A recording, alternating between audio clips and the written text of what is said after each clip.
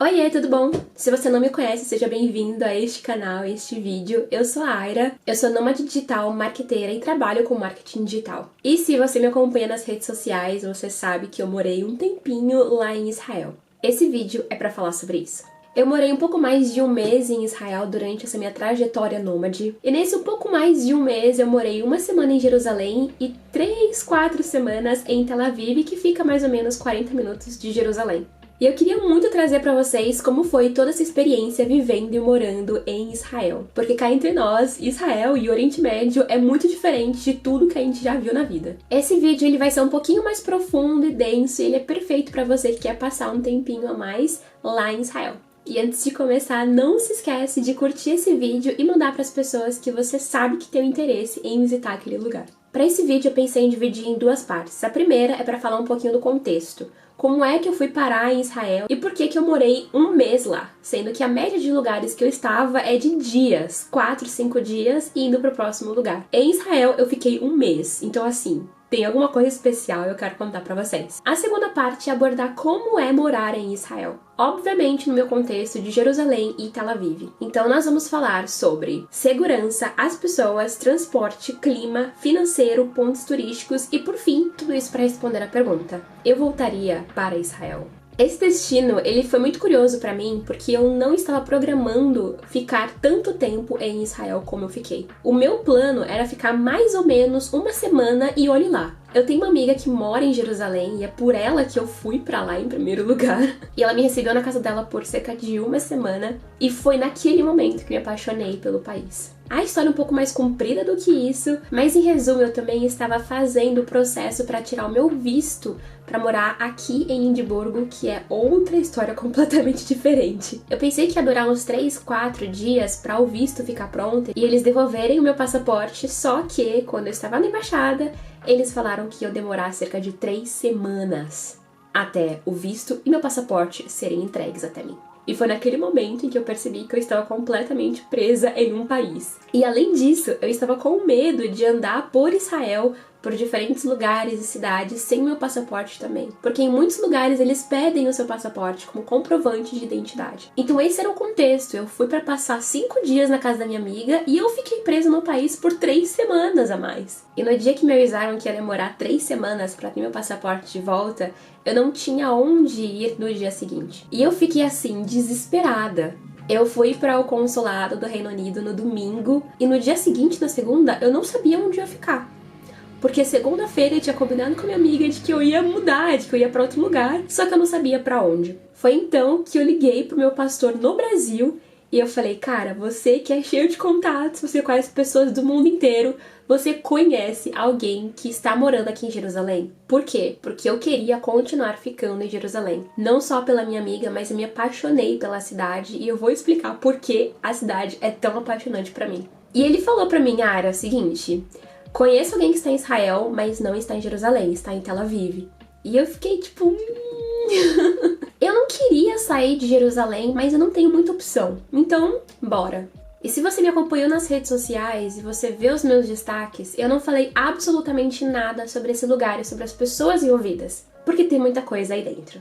Além disso, eu não falei muito do que eu estava fazendo lá em Tel Aviv. Isso porque, primeiro, eles me pediram para não divulgar e não comentar sobre o lugar e as pessoas. E segundo, porque eu não tinha tempo mesmo para contar e compartilhar como estavam sendo as coisas. Mas agora que eu estou aqui, eu tenho tempo e quero falar um pouquinho mais sobre isso. Obviamente, eu vou continuar não falando o nome dos lugares e das pessoas, porque eles fazem um trabalho muito sensível em Israel. Mas eu fico muito feliz de poder compartilhar com mais calma tudo o que aconteceu comigo. Eu morei em um hotel no centro de Tel Aviv e foi uma das 3 melhores semanas da minha vida. No meu tempo livre, eu ajudava eles com algumas atividades do hotel. E eu também aproveitei muito para conhecer a cidade e também outros lugares turísticos lá perto, como o Mar Morto, Massada, a própria cidade de Tel Aviv e muitos outros lugares. Essa organização também é cristã e foi maravilhoso passar esse tempo com eles, que são meus irmãos e irmãs na fé. Eles me abrigaram justamente no dia em que eu não tinha pra onde ir e se tornaram as pessoas em um lugar muito, muito querido na minha vida. Eles continuam fazendo um trabalho muito difícil em Israel, mas um trabalho que tem impactado de forma positiva a sociedade como um todo.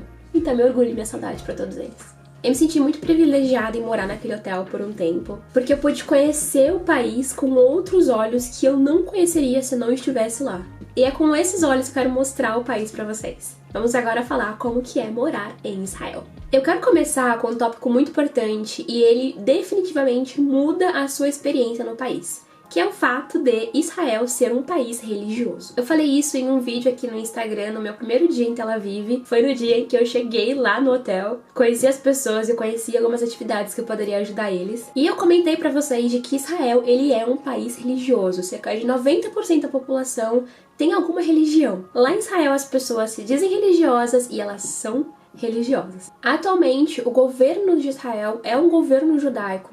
E isso muda completamente muitas questões de logística e de organização do próprio país. E com isso eu quero dizer os shabbats, os feriados religiosos, a forma de se vestir, os lugares que você pode ir, o que você não pode ir, e coisas que você pode e não pode fazer. A primeira coisa que impacta você vai ser o Shabbat. Se você quer ir para Israel, a dica número 1 é não chegue na sexta no sábado, porque é justamente nesse período que acontece o Shabbat. O Shabbat ele é um momento de descanso dos judeus. Eles tiram tempo de descanso do pôr do sol da sexta-feira até o pôr do sol do sábado. E pelo judaísmo ser muito importante para Israel, você não vai encontrar quase nada aberto na sexta e no sábado. Só que nesse período de horário que eu falei, tá? E isso, gente, impacta muito a vida, vocês não têm noção. Não tinha ônibus, não tinha metrô, não tinha nenhum transporte na sexta e no sábado.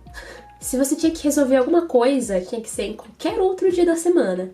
Se você quer viajar, tem que ser em qualquer outro dia da semana. Porque entre sexta e sábado, não conte com isso. Além disso, uma coisa muito legal que eu vivi foram os feriados religiosos. Na verdade, eu peguei só um, que foi o Rosh Hashanah, que foi o Ano Novo Judaico, e foi muito, muito legal. Eu literalmente vivi um Ano Novo, só que em setembro. Então, assim, foi muito, muito divertido. E todo feriado lá, eles fazem muita comida, eles comemoram, eles cantam, eles... Nossa, é muito divertido, sério. Procurem aí vídeos, fotos de feriados lá em Israel, porque é muito divertido. A forma de se vestir também é um ponto interessante e importante para turistas. E isso foi uma coisa que minha amiga falou. Se você não está em um local religioso, como o Centro Histórico de Jerusalém, ou outros lugares também pelo país, você não precisa ter uma forma específica de se vestir. E essa forma específica que eu digo é uma forma mais modesta. É cobrindo os braços, não tendo nenhum decote, cobrindo as pernas,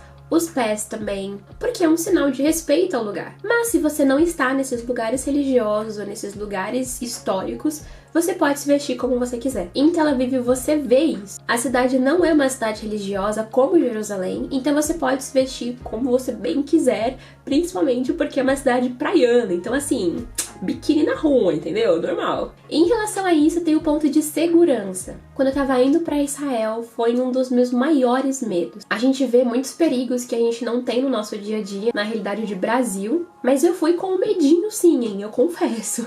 Mas para deixar você bem mais tranquilo, Israel é um país seguro. E eu digo isso com uma razão. Israel investe milhões de dólares por ano em segurança, e eu consegui ver isso no meu dia a dia. Porque eles sabem muitos perigos que eles enfrentam por ser um país bem diferente de todos os outros. Eles têm populações e religiões muito diferentes uma das outras vivendo no mesmo lugar. E além disso, tem toda uma questão e contexto global com olhos para o país. Então, desde o metrô até as ruas, elas são todas equipadas com segurança. E além disso, e eu falo por uma perspectiva minha, não sei se é por conta da religião, se é por conta da cultura, as pessoas elas são muito respeitosas com vocês.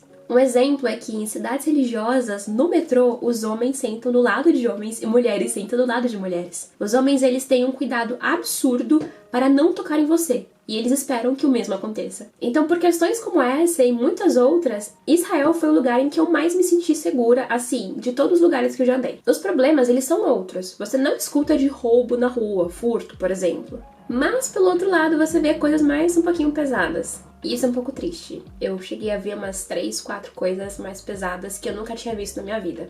Um ponto importante é que você vê muitas pessoas andando armadas em Israel. As pessoas em Israel devem fazer o exército como forma obrigatória, mandatória. Tanto os homens quanto as mulheres e por 3 anos. Então assim, tem muito jovem na rua indo pro exército. Você vê isso direto todos os dias da semana. E esses jovens que vão pro exército, eles se dividem mais ou menos em 2 grupos. O primeiro grupo trabalha com questões de escritório, gerenciais, administrativas. O segundo grupo realmente vai para a parte mais prática, digamos assim. E esse grupo da prática, eles recebem uma arma, eles cuidam dessa arma durante todo o período que eles passam por lá. Então eles precisam andar com aquele armamento todos os dias. Então assim, você vai ver pessoas armadas na rua e não é uma arma tipo pistola, é uma arma bem maior que isso.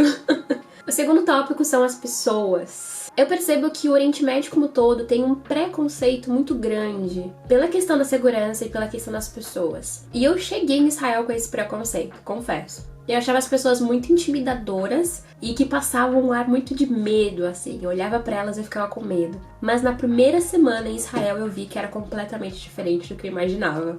Elas podem ter um perfil um pouco mais fechado, como em muitas cidades da Europa você vê pessoas mais fechadas, mas elas são muito amigáveis.